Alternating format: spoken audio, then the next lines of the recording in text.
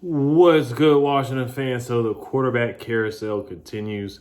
Taylor Heinicke has officially been named the starter for the Giants game on Thursday Night Football, which is not a surprise. I mean, after we saw Ryan Fitzpatrick take that big hit and be slammed to the ground like that, we knew he was going to be out. And he has officially been placed on injured reserve right now, short-term injured reserve. So they're going to see if he can come back after 3 weeks. I know people are getting the jokes in saying how old he is, life alert, help, I can't get up. So I'm not going to joke the man while he's down. But when he did walk to the locker room, he did put the thumbs up and he did smile. We know how Fitz is a charismatic guy and a funny guy or whatever. But personally, I'm not a doctor and, I'm not going to say how long I think he's going to be out. But I just read it's called a hip subluxation. So it's when the ball is not fully in the socket in the hip. It's called a hip subluxation. It can cause limited range of motion of the hip and change growth of the femur and hip bone. So I don't know this, but it doesn't sound good, to be honest with you. So I think Heinicke, personally, I thought he should have started from the jump. I thought he looked better in preseason. And I never was the biggest fan of bringing in Ryan Fitzpatrick, but I knew in the last 2 years that he was 4-3 as a starter with the Dolphins. He was the number one quarterback rate under pressure, all that good stuff, top 5 QBR and all that good, all the advanced stats. He was really good at it. And when they were tanking for Tua, he led them to victories, 6-10 when they were supposed to be 2-14. He was the leading rusher for the Dolphins, et cetera, et cetera. He played good football the last 2 years. But with this offensive line, the way they were giving up pressure, we need a quarterback that can make some shake, make some moves, run around the pocket, move with his legs. Once again, Ron Rivera really should have went for it on that 4th and 7. I think Heinicke could at least try to run for the first down if nobody was open. So I was just disappointed in that decision by Ron. But Ron has no choice to start Taylor Heinicke. We get to see what Heinicke really is. With a team that, the Buccaneers had some time to prepare for him too. So I just didn't like that excuse that people were throwing at him for doing well. And every time that Heinicke has come in, the Panthers game he played well off the bench. The Buccaneers game he played well as well. So, and he played pretty well against the Chargers too. So this will actually be a legitimate game where it's still a limited amount of time to prepare for Taylor Heinicke, but he's known as the starter going into this one as well, kind of like the Bucs game. And we'll see how he does. I have a good amount of confidence in Taylor Heinicke. We'll see. Defense didn't look good at all, but I have confidence in Taylor Heinicke to run this offense. He knows Scott Turner's offense. He has that moxie, that confidence.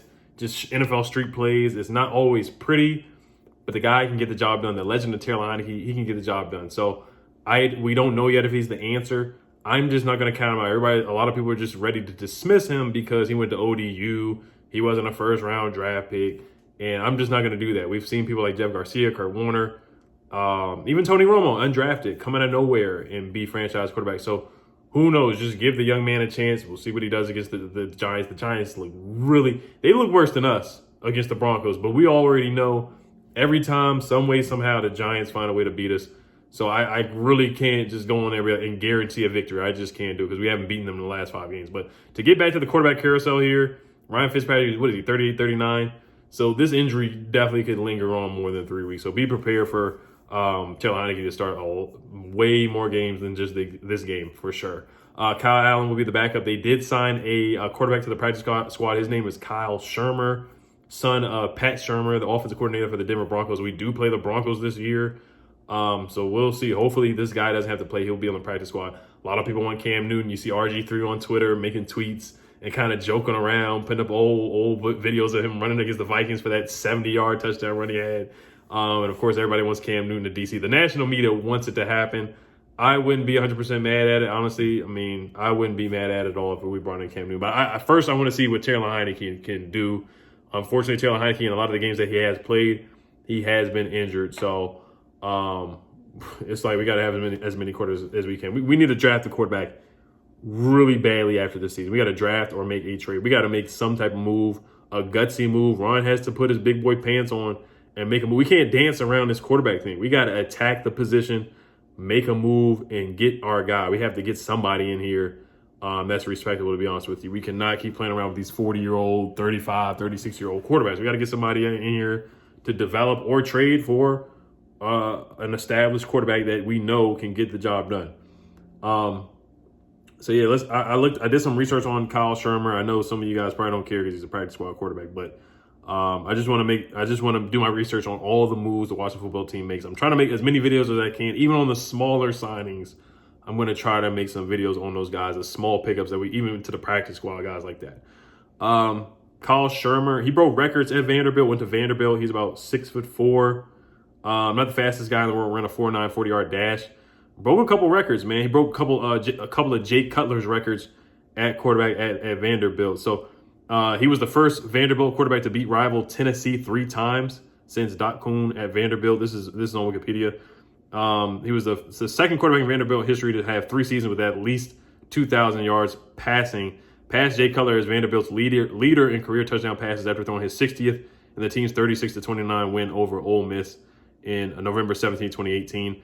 In the 2018 Texas Bowl, his final career start, Shermer passed Jay Cutler as Vanderbilt's all-time leader in passing yards, completions, and attempts, and he was invited to participate in the NFLPA Collegiate Bowl. Playing for the American team, he went 10 for 19 for 90 yards and a 10-7 win over the national team. So he had a solid college career, man. He had a solid college career. His final year, senior year, threw 24 touchdowns and 6 picks. The year before that, he threw 26 touchdowns and 10 picks. So he had a good college career and playing in the SEC against top flight competition. So 6'4", 230 pounds. He's going to be a career backup for the most part, a career third string guy, practice squad guy. Had a pretty good preseason with the Chiefs. He is a Super Bowl champion with the Kansas City Chiefs. He was on their practice squad back in 2019 when they won the Super Bowl, and or 2020 when the 2019 season is when they won the Super Bowl. So I mean, he's been in the league for a couple of years. Was on the Bengals practice squad as well. Was signed to a reserve future contract on January 4th, 2021, and then Shermer was waived on August 31st, 2021. So those are the facts on Kyle Shurmur. Like I said, he broke a couple records in Vanderbilt. So the way this season is going, you never know who's going to be playing at quarterback. You just don't know, especially with our luck at quarterback. We just had the worst luck at the quarterback position in the last 30 years. We just haven't had a franchise quarterback. And even the 3 Super Bowls we won, we won all 3 Super Bowls with 3 different quarterbacks: Doug Williams, Joe Theismann, and Mark Rypien. So we just haven't had that consistency at the quarterback system. We're just starving for it. We're thirsty for it. Like I said, Ron has to make a move, man. You know, people saying, you know, we should have traded up for Justin Fields, Mac Jones, whoever, Trey Lance. You know, we probably should have. But and Jamin Davis, I'm not going to rag on him too much, but you look at the Pro Football Focus grade, it was like a 36.1 or something. That's pretty darn bad. And the rookies got to show up on Thursday. We're going to need them. We're going to need Diami to play better. I thought he played pretty well getting the pass interference. We're going to need Jamin to step up. We're going to need Ben St. Juste to step up. All the rookies, we're going to need those guys to play better. Sam Cosmi as well. I know it was a tough test for him against Joey Bosa, but we're going to need our rookies to step up. And we got to rally behind Taylor Heinicke. I think he's going to galvanize the troops and get the guys behind him because he plays hard. And you see Chase Young pointing at Taylor Heinicke's jersey. They just love playing for him. They love playing with Taylor Heinicke. So we'll see what happens on Thursday. I should be going live tomorrow night at 9 o'clock, so stay tuned for that to preview the Giants game. All right, you guys, let me know what you guys think. Just quarterback craziness once again. So, all right, so hail to the football team. Peace.